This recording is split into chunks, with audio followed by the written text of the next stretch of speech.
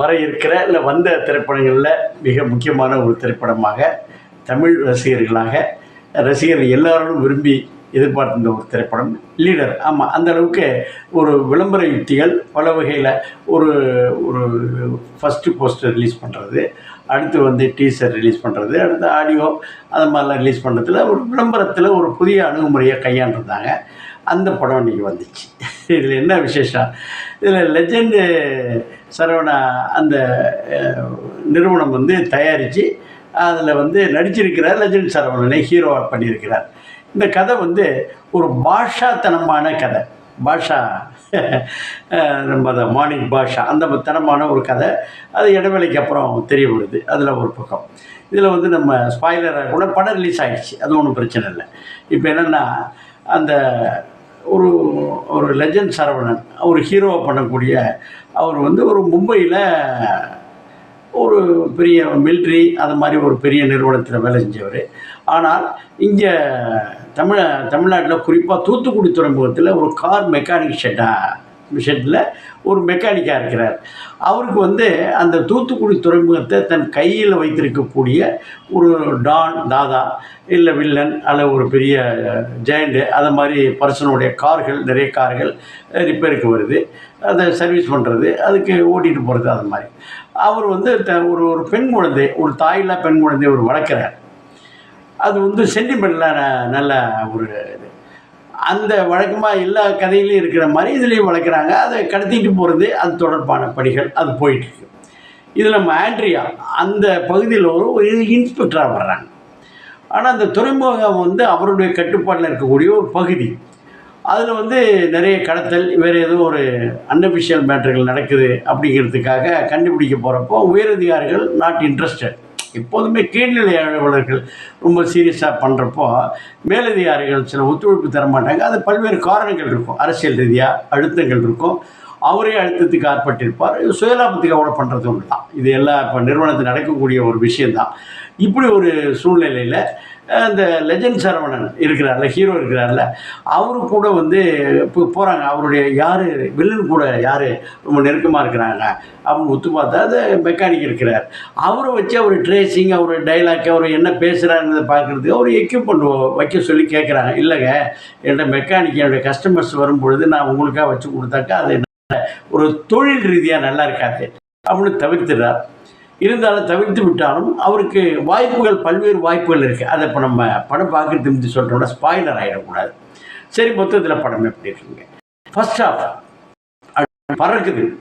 முதல் படத்தில் அவர் முழுக்க அவர் விக்கு அவர் பாணியில் அவருக்கு என்ன தேவையோ இயக்குனர் வச்சு செஞ்சுக்கிட்டு இருந்தார். அவர் விளம்பர படம் எடுத்த ஜேடி சரியெல்லாம் வச்சு பண்ணதுனால பண்ணிகிட்டு இருந்தாங்க. இப்பொழுது தன்னுடைய முழு கட்டுப்பாட்டையும் இயக்குனரிடம் கொடுத்து விடுகிறார். யார்? நம்ம துரை செந்தில்குமார்ட்ட ஒப்பட. அவர் இவருடைய நம்ம சிவகார்த்திகேயன் படத்தெல்லாம் பண்ணவர்.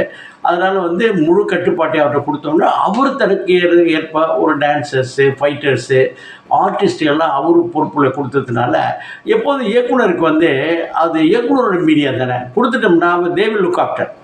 உள்ளே போந்துட்டு எனக்கு ஒரு ஃபைட்டு வைக்கணும், எனக்கு ஒரு பாட்டு வைக்கணும், கட்டி பிடிக்கணும், முத்தம் ஒன்று நம்ம சொன்னோம்னா அவர்கள் அதுக்கு தான் தலை போனால் அவரும் ஒழிஞ்சு நிறைய பேர் ஒழிஞ்சு போயிருக்கா. ஆனால் இந்த இடத்துல துரை செந்தில்குமார் வந்து அழகாக தன்னுடைய இயக்குனர் பணியை பொறுப்பை விட்டு கொடுக்காமல் கன்வின்ஸ் பண்ணி செய்திருக்கிறார். கன்வின்ஸ் பண்ணார் என்பதை விட அவரும் ஒத்துழைத்திருக்கிறார். அந்த வகையில் ஒரு சஸ்பென்ஸ் த்ரில்லருக்குள்ள அனைத்து அம்சங்களும், குறிப்பாக இது விஜய், அஜித் போன்ற பெரிய நடிகர்கள் மட்டும், ரஜினி, கமல் போன்ற நடிகர்கள் நடிக்கக்கூடிய ஒரு கதை.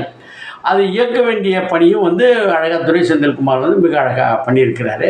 இதில் சாங்கு அப்படி ஒன்று போட்டு சும்மா இந்த டூயட்டு கேட்டு பாரு சுற்றி கித்தி வர்றது இருக்குது. ஆனாலும் அது நீங்கள் பாருங்களேன். இருந்தாலும் அது வந்து ஒரு தகுந்தாற்போல் உள்ள என்ன தேவையோ எந்த இடத்துல ஃபிட்டின் பண்ணணும். ஒரு சட்டை இருக்குன்னா அதுக்கு என்ன காலர் என்ன வைக்கணும், அது கை எப்படி இருக்கணுங்கிறத வைக்கிறது இயக்குனர்கிட்ட கொடுத்தாச்சு நான் செஞ்சுருக்கிறார். அது முழுமையாக செஞ்சுருக்கேன். எல்லாருமே இது குடும்பத்தோடு பார்க்க வேண்டிய படம். இதில் வரும், இங்கே நிறைய ஓடிடியில் வரும், இதிலெல்லாம் வரும், ஓடிடியில் வரும், சேட்டலைட்டில் வந்தால் கூட குடும்பத்தோடு இந்த சம்மர் வெக்கேஷனை தூங்கி இருக்கக்கூடிய காலகட்டத்தில் இது குடும்பத்தோடு பார்க்க வேண்டிய படம். ஏன்னா என்ன பண்ணுவாங்கன்னா, ஐயோ அவர் காசு இருக்குது, பணம் இருக்குது, சொந்த பணம் எடுத்துருப்பார் அப்படிங்கிற மாதிரி நினச்சிருப்பாங்க. அந்த இமேஜ் ஃபுல்லாக உடைச்சிருக்கிறார். அந்த வகையில் இன்னும் என்னென்னா நிறைய பேர் வழிகாட்டி இருக்கிறார். அந்த சரவணா ஸ்டோர்ஸ் என்பது வந்து நிறைய பேர் என்ன சொல்லியிருக்கிறாருன்னா, உங்களுக்கு இவ்வளோ வயசாகி போச்சேன்னா ஒரு கேள்வி கேட்டப்போ அவர் சொன்னார், சின்ன வயசில் எங்கள் அப்பா கூட வந்து அண்ணன் தம்பிகள் ஏழைப்பாளையம் வந்தாங்க. சின்ன சின்ன கடைகள், ஒரு வெளியில் தூக்கி விற்கிற கடைகள் வந்துச்சு. அடுத்து எல்லாம் வளர்ந்த உடனே நாங்கள்லாம் எங்களை பிரித்து கொடுத்தாங்க. எங்கள் அப்பாவுக்கு உதவியாக இருந்த பேரெல்லாம் திருமணமும் நடைபெற்று விட்டது. அதற்கான கடமைகள் அனைத்தும் நான் செய்துவிட்டேன். என்னோடய பிள்ளைகளை கல்யாணம் பண்ணோம், பிஸ்னஸ் பண்ணியாச்சு. இப்பொழுது என்னுடைய எய்ம் வருதுன்னு. இப்போ நிறைய நண்பர்கள் என்ன செய்கிறாங்க, படிச்சுவிட்டு படிக்காமல் ஊரில் விட்டு அப்பா அம்மா விட்டு கல்யாணம் தம்பி தாண்ட முடியாமல் அக்கா தங்கச்சி கல்யாணம்னா அப்பா அம்மா பார்க்காம இங்கே இந்த தெருவில் அடைஞ்சிட்டு 50 வயசுக்கு அப்புறம் தான் தப்பு பண்ணிட்டேன்னு நினைக்கிறாங்க. அவர்களுக்கு இவர் சொன்ன ஒரு வார்த்தை ரொம்ப முக்கியமான வார்த்தை, உங்கள் டியூட்டி கிடைச்ச வேலை, படிப்புக்கு ஏற்ற வேலை செய்யுங்க, திறமைக்கு ஏற்ற வேலை செய்யுங்க, முடிச்சுட்டு வாங்கன்னு சொல்கிறது தான் அவர் நேரடியாக சொன்னார். இது மறைமுகமாக சொல்கிறாரு. இந்த கருத்தை நம்ம எடுத்துக்கலாம். இது பொதுவாக சொன்ன கருத்து. திரைப்படத்தில் உள்ள கருத்துக்கள் மட்டும் இல்லை, நல்ல ஒரு ஆக்ஷன் த்ரில்லர், ஒரு சஸ்பென்ஸு, ஒரு நாட்டுப்பற்றுள்ள ஒரு கதையை, குறிப்பாக ட்ரெயிலெலாம் எடுத்துக்கூடிய ஃபைட்டு, அது மாதிரி சில விஷயங்கள் பார்க்கலாம்.